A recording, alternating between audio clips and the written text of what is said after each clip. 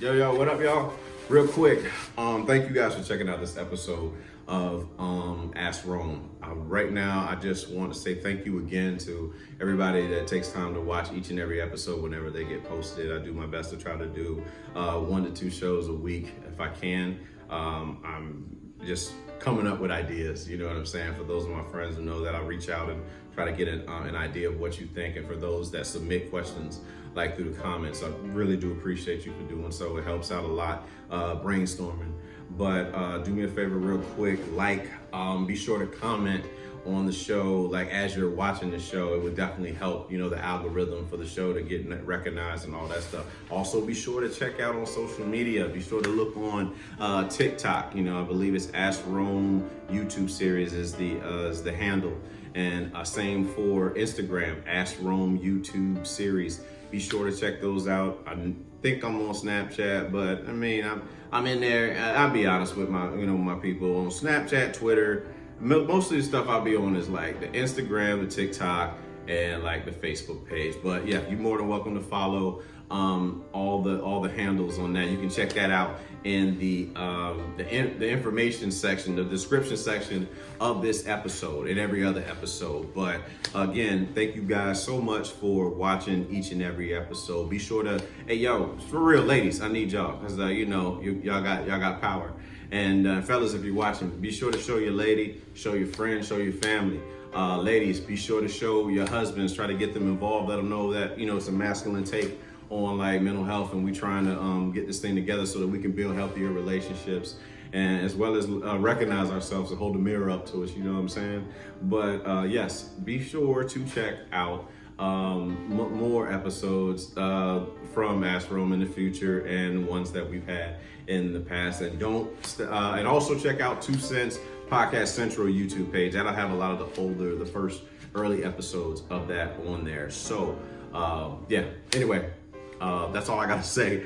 Enjoy the show.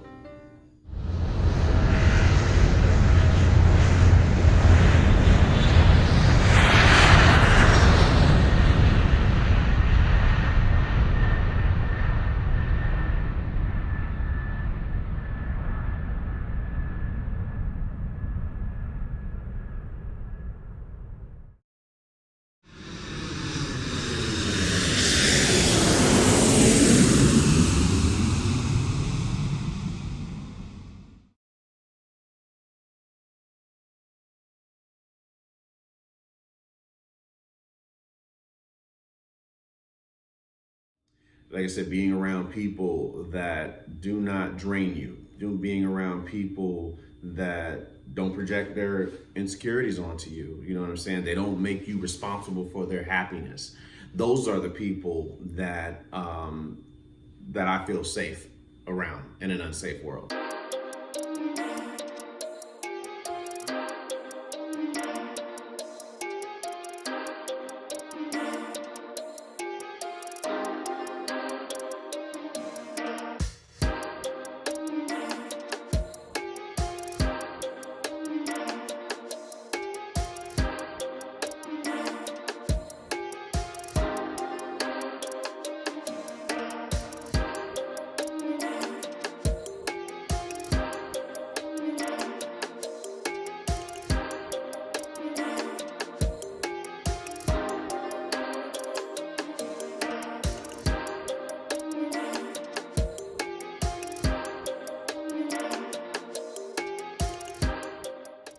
So what makes you feel safe in an unsafe world? What has always kept me safe, and very rarely I use absolute terms like always, but music. Music is one thing that whenever the world is fucked up around me, it is my escape, you know what I'm saying? And temporarily I was seeing a bitch named Horn and that made me feel safe, but so I thought. It really fucked up my head even more than it was before. It just really, it just sent shit into overdrive. Whatever, all the fears and insecurities that I had about myself, they just shot into overdrive with all that stuff. But in an unsafe world, music has definitely made me feel safe. Michael Jackson, New Edition. Nowadays, it's Tony Bennett, Frank Sinatra, Kenny G, Ella Fitzgerald, Nat King Cole, you know, like, and then my composers, Mozart, Tchaikovsky, Beethoven, Chopin, whatever. If I'm saying the shit wrong, you know, that's what it is. But like, nowadays I listen to more instrumentals than I do anything else. It's because it allows me to think. Don't get me wrong, I still love my classic. I still love 70s soul music. I love 60s too, Motown. I love 80s R&B, 80s rock, 80s hip hop, 90s hip hop for sure. Wu-Tang, you know, DMX. Rockefeller days, you know, Jay-Z, it all reminds me of high school and being there for the Jay-Z Nas beef, and, you know, Nas too, Dr. Dre, Snoop for sure, Snoop Doggy Style. Snoop Doggy Style is one album like that was like the album that I knew as a kid that had no business knowing. I was like 8 or 9 years old. I'm out there, I know every fucking word from Doggy Style, just spitting that, cursing, all that stuff, you know. Just thought I was hot shit because I could curse, you know, because I was cursing, not that I could curse, but that I was cursing. And but music makes me feel safe in an unsafe world. The gym, for the 2 hours and 30 minutes that I'm in the dungeon, I'm at peace. Yeah, I'm at peace with myself and like what I want to accomplish for the said day. And so I make it a point. It's not just about the look. It's really about clearing the mind of all the junk that's in there. The insecure thoughts that you wake up with, if you do wake up with them. Me personally, when I wake up in the morning and those insecure thoughts are there, that shame and shit that sits from just years and years of programming that way. When I get to the gym, it removes that there for me. Like nothing else matters because I'm living in the present moment. That's really what does it. That's what makes me feel safe. Where I feel safe is when I'm able to be in the present moment by myself or with someone. You know what I mean? Like to be able to live in the present moment, I don't feel shit. It doesn't matter what's going on around me. You know, I don't fear something from the past happening. I don't anticipate something happening in the future. But when I listen to music, I'm right. You know what's so crazy is like the music will take me back to a period, right? But I'm still in the present moment and I don't feel shit. You know, Bob Marley has that quote, when music hits you, you feel no pain. And in those moments, I feel safe. I feel like, you know, I don't have to worry about, I want to say, jealous or envious people. You know what I mean? Whether or not, you know, smiling in your face and then they say something behind your back type shit. Dealing with people who actually want to take you down because you want to work on something, or just your own mind for that matter. Like even your own self can, you know, try to take you down, limit you. The only person that really limits you is yourself. But in those moments with that music, I'm relaxed. Watching movies that I grew up on, you know, roughly anything Eddie Murphy and anything Martin Lawrence early on, that was the safety for me. That's what made me feel safe. Like I said, being around people that do not drain you, being around people that don't project their insecurities onto you. You know what I'm saying? They don't make you responsible for their happiness.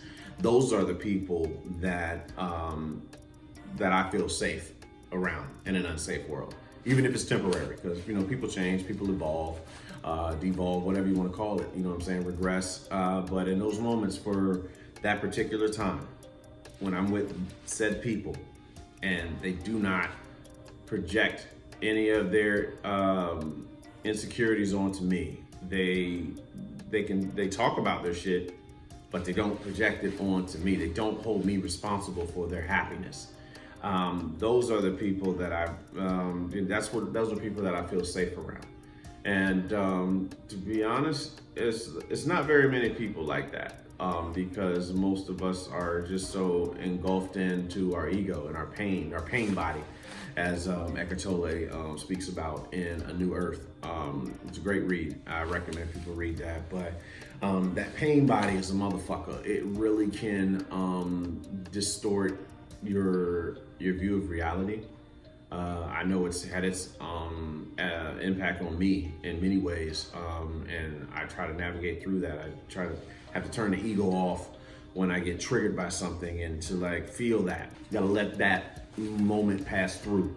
You know what I'm saying? And continuously say it all the time. Nothing that anyone does is ever about you. It's about whatever they're going through. And when that person gets triggered, and then if you respond to it emotionally, you know, that's your ego. The ego, so it's ego versus ego operating at that point in time, you know what I'm saying? But you have to be cognizant and stand guard at the door of your mind of what thoughts you allow to be said, like to feel like you're not enough type thing, and know that you are enough. And it's a daily mission. I'm not gonna call it a struggle. It's a daily mission to do. So, you know, I try to do that. But I say music and being around people that do not drain. I mean, like I said, they don't drain you. They just allow you to be yourself.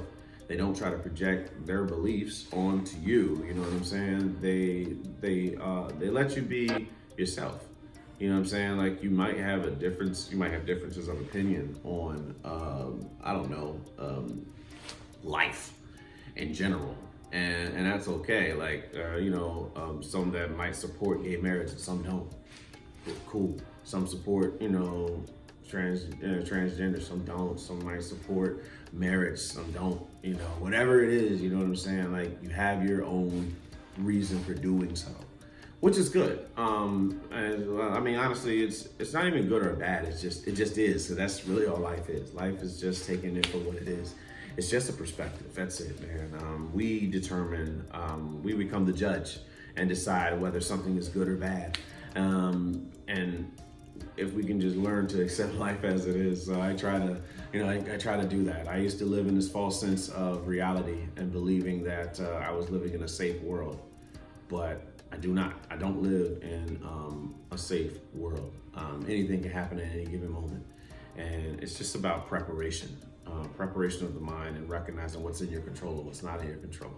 When you think about the shit that's out of your control, you get stressed out. That's anybody. When you focus on what's in your control, you maintain, composure. And that's really all there is to it. Because there are a lot of things in life where sometimes you gotta play the back seat. You gotta follow. And there's things that you're going to be able to lead on. And trying to fight both, it make you suffer. You know what I'm saying? And life is about acceptance, and that's what I've learned. That's what I'm still learning. You know, I want to stay a student in life on that. But what can I say, man? Music makes me feel safe in an unsafe world. Being around people that actually, you know what I'm saying, that like I said, that allow you to be you. They'll come with judgment of any sort. And if they pass judgment, it's not to shame. It's more so for them, like a judgment that they do for themselves. They don't make you feel bad for liking something. They don't make you feel bad for not liking something. Those type of people. You know what I mean? Because some people might fuck with certain types of food, and others don't. You know what I mean? And you don't shame for that. You might listen to a certain type of music, and that person doesn't. It doesn't turn into right and wrong. It stays in perspective, like, oh wow, that's cool. That you like that. I love that for you. You know what I'm saying? And when I say that, I mean that, because it has nothing to do with me. It's all about you and what you want to do for your life, and I think you should have that. So if you like that music and vibe to that music, like me, you know what I'm saying? I can go from listening to As Dark as Hell is Hot, on to Mozart, on to, Ella Fitzgerald, Billie Holiday, or hell, NSYNC, Backstreet Boys, Rick Ashley, I don't know, random ass people, Alicia Keys, Denise Williams, Niecy from Gary, Indiana, same as Michael Jackson and the Jackson 5. Look up if you don't know her. Silly. Silly is probably the one prominent song I recommend. And Free. Free too. And Free got a strong ass message. I recommend that one. But just music. Music makes me feel safe in an unsafe world. And then people at that particular time, in the present moment, that do not drain me, that allow me to think the way I want to think, that allow me to be, just allow me to be. That's it. No judgment, just being at peace. So that's what makes me feel safe in an unsafe world.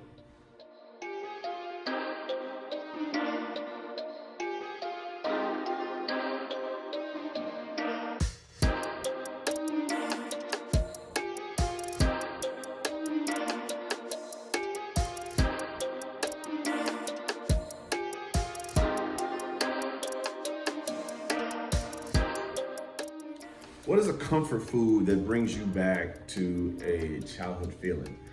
A comfort food for me that brings me back to a childhood feeling would probably be Salisbury steak TV dinners, right? Like growing up, living in Cuba, dinner time comes around, there was, you had your kid cuisine, the commercials used to run around all the time. Like, Mom, let me get a kid cuisine, they got a brownie or whatever, you know what I'm saying? So I would watch Looney Tunes as a little kid, 4 or 5 years old, and I would eat a kid cuisine, or I would eat like, a banquet Salisbury steak TV dinner. And those things bring me back to those moments where I felt like there was no pain, there was no worries. I was ignorant, if you will, because ignorance is bliss.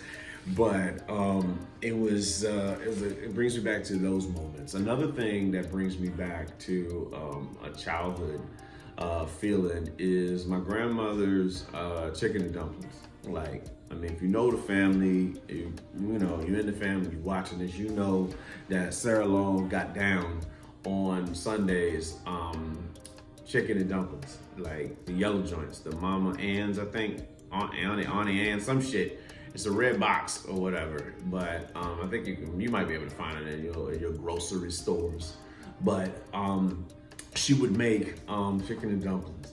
So I remember that because we would be there for the weekend. We'd come on a Friday to my grandma's house, whether we were in Virginia, whether we were in Maryland. And then Sundays, you wake up, the house would smell like Thanksgiving in that motherfucker. It would be chicken and dumplings, it'd be pot roast, it would be sometimes ribs, it would be greens, it would be macaroni and cheese, some of that baked joint with that grease that sit up top and it brown up, you know what I'm saying? I'm talking about that thick layer of grease that would be on top. My grandma used to put it down, but with age, you're not able to move as much as you used to, and you just get tired of doing shit. But whenever we have that, I decided to make it for myself. I asked her one time back in 2015 or 16. I asked my grandma, "Oh, Grandma, how do we make this? What do I need?" And she kind of told me, and I made it, and I did it. But I didn't realize how much I would have. That shit was a lot. It was a lot of portions left over from making that shit. But I wanted to make it because it just made me feel closer to home doing that. So giving that childhood feeling. Another childhood feeling is hamburger helpers, cheeseburger, macaroni, right? That used to be the highlight for me on a Friday. After school, we would have that. It'd be like a can of green beans, and I would have to eat them green beans first. Lord knows I don't care. I did not care for vegetables back then. I really don't care for them now, but I understand the importance of them and what they do for the body, so I indulge in a little bit. Broccoli, spinach, green beans, and peas. They gotta be the peas from the can. I would take it. It's an acquired taste for me to get to the ones that are out of the can or whatever. I guess I'm just so wired to do that, but open to it nevertheless. But yeah, the cheeseburger macaroni. Really, a lot of those hamburger helpers, they used to be hitting, man. The potato stroganoff, 3 cheese, lasagna. What else, man? The crunchy taco. It was a rice joint that they had too. Rice. I don't know if it was a rice stroganoff or rice something, but it had rice and ground beef with it. It was the business. Tuna helper too. I remember when I first started living on my own in the military, in the Air Force, I would create tuna helper, and it was straight, little tuna pasta, little cheesy joint. I was kind of learning how to add different ingredients to it. I was getting ratatouille with it. You know what I'm saying? Like, what happens if I add this? What would happen if I do this? I would do different shit, especially like with a cheeseburger macaroni. I would add bacon strips to the cheeseburger macaroni, like straight like that. I wouldn't cook it. Well, I would cook in the thing. I just add it raw to the mix and let it kind of cook that way. And that bitch used to hit too. What else brings me? What other comfort food? Noodles. Yup. Yeah. Straight up. Noodles, ramen noodles, or as we used to say, oodles and noodles. Some people like to say ramen. Some people call it soup. Oodles and noodles, ramen noodles. I'm trying to think what else we used to call it, but nevertheless, that was the first thing I learned how to cook. Especially, like I said, living in my grandma's house, during the summer times. And you would see like your older cousin do it, like, I want to do it because he's doing it type thing, and you learn how to cook it. And we used to have a stove that was a gas, I think it was like a gas stove, so you hit that click click, and then the flames shoot up, and you'd be nervous as shit, like not trying to get next to the flame, but being able to make your noodles on the stove, and then graduating to making noodles in the microwave, and which has become like the way I do it now. I've perfected it to where I know how to get it the way I really want to get it in the microwave. Certain type of bowl, certain type of amount of water, and then like I put it on 5 or 6, 1 or 2, 5 or 6, and then once it's done, basically this is what the family did, the family basis. So now I do half of the packet, because that sodium is real. Getting older, being in the black community, watching sodium diabetes and all that shit. So half the packet, some soy sauce, vinegar, and a little bit of hot sauce, whether it's Texas Pete, whatever it is. Cayenne pepper, you gotta put some cayenne on that. I might even put Old Bay sometimes I put some Old Bay seasoning just to feel, again, another comfort food is Old Bay seasoning, because of growing up in Maryland, growing up in Virginia. Those are so that's like comfort food for me too. But anyway, when growing up, I would take out the hot sauce and I would put just ketchup, because pretty much we would make yak. Every time we made noodles, we just made yak. That was like, yak was one of those meals. That's another comfort food that reminds me of childhood, because these are the meals that we would commonly have growing up, like more often than not. Fried chicken, spaghetti, yak, sometimes ribs on Sundays, you know what I'm saying? Beef ribs, pork ribs, whatever my dad felt.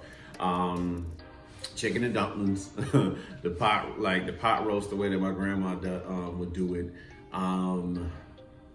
What else? Ramen noodles, and the TV dinner. So like the Salisbury steak, and then like the fried chicken joints, the fried chicken TV dinners. When my brother was little, I would hope that fucker would waste that food so that I could house it, because I know all he wanted was that damn brownie in it, like most little kids do. I want to get, you want to get to the brownie versus everything else. So I'd be like, go ahead, make sure you don't eat it, yeah. But you gotta be careful eating after little kids, because they're nasty as shit. Don't ever eat after a child that has food in their water bottles, like ever.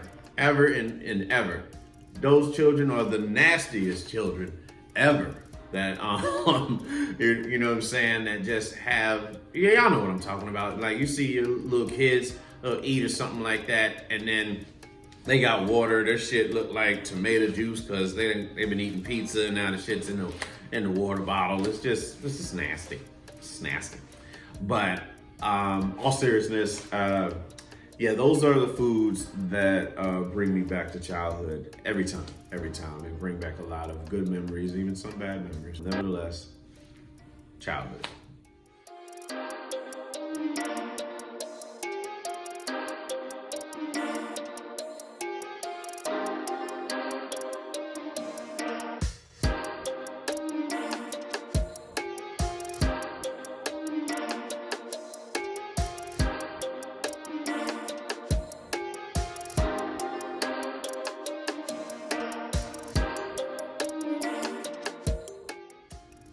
What's a question that you ask yourself daily?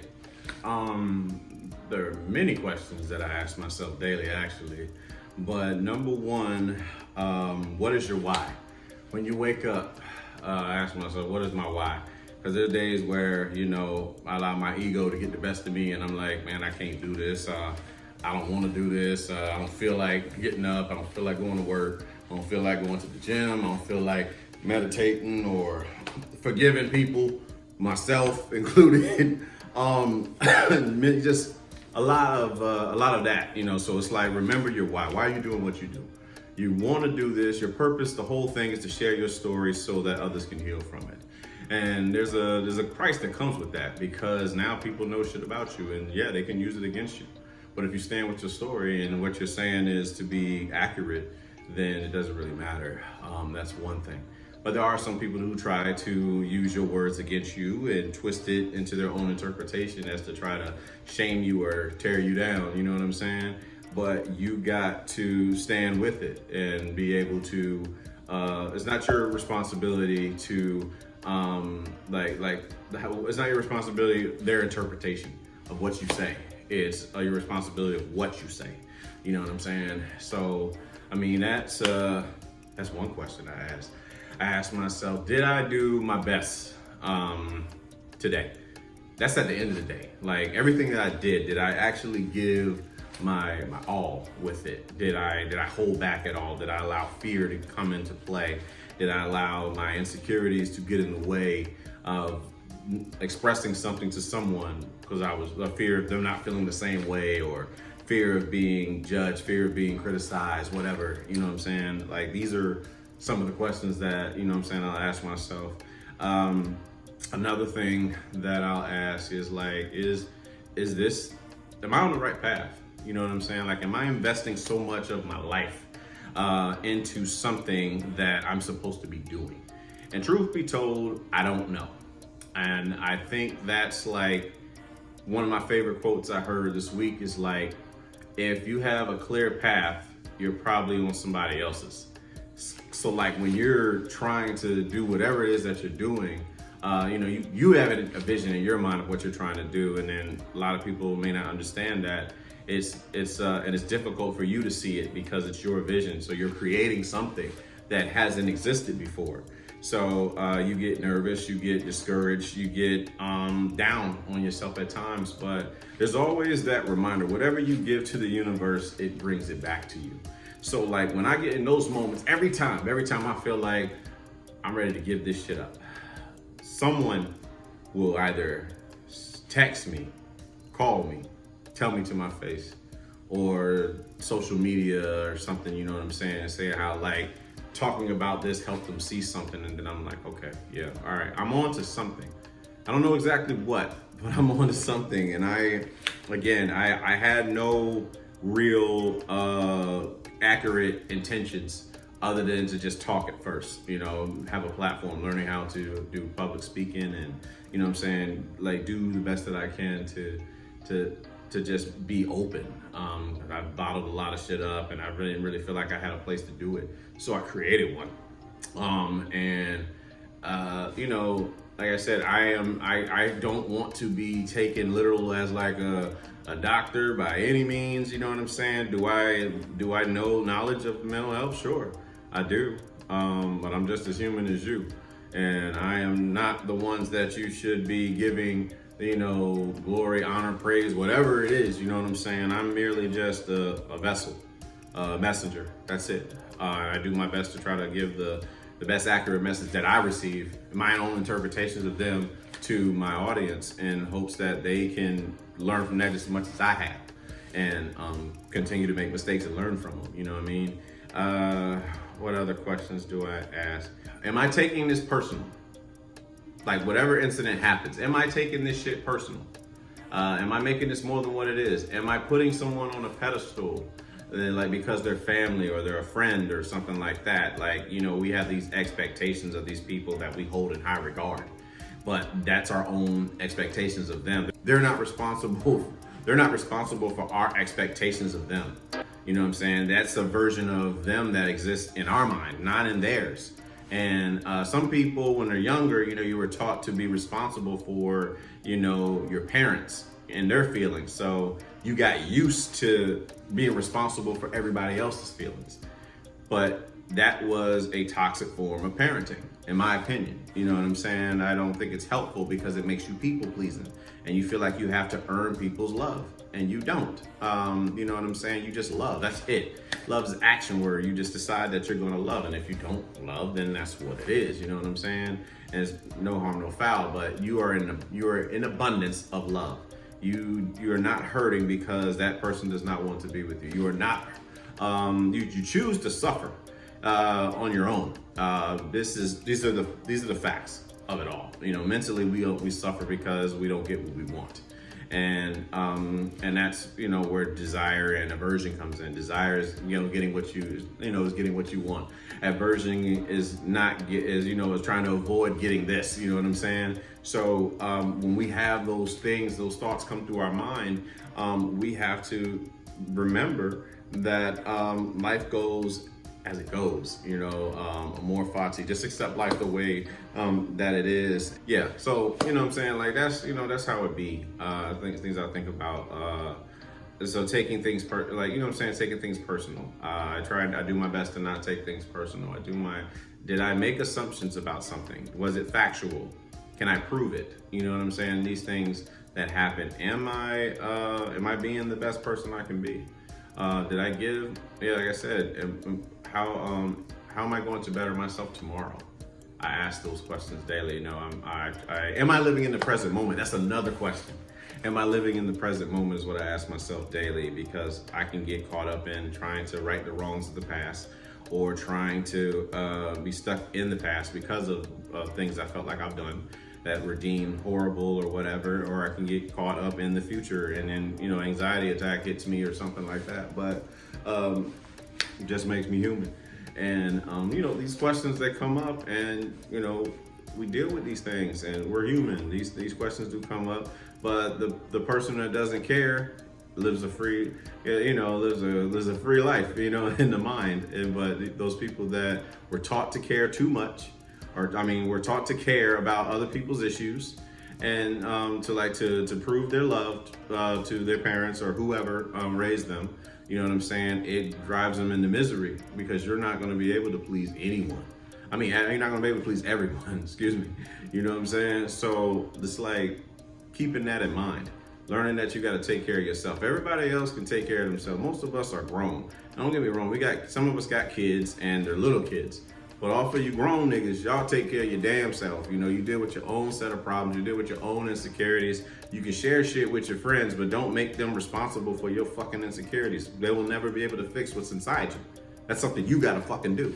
But I digress. You know what I'm saying? Yeah, so whole list of questions that I ask myself daily. Hopefully it's helpful to you. You know, truthfully, like, yo, on the comment section, put down, like, you know what I'm saying, like, even your responses to some of the questions that's up here. But yeah, those are the questions that I ask myself daily.